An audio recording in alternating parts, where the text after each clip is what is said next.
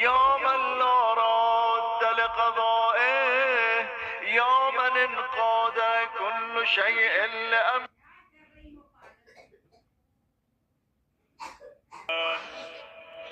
الغوث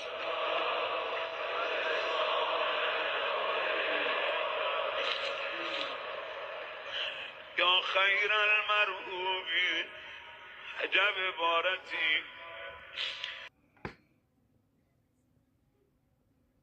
العابدين يا منفس عن المكروبين، يا مفرج عن المغمومين.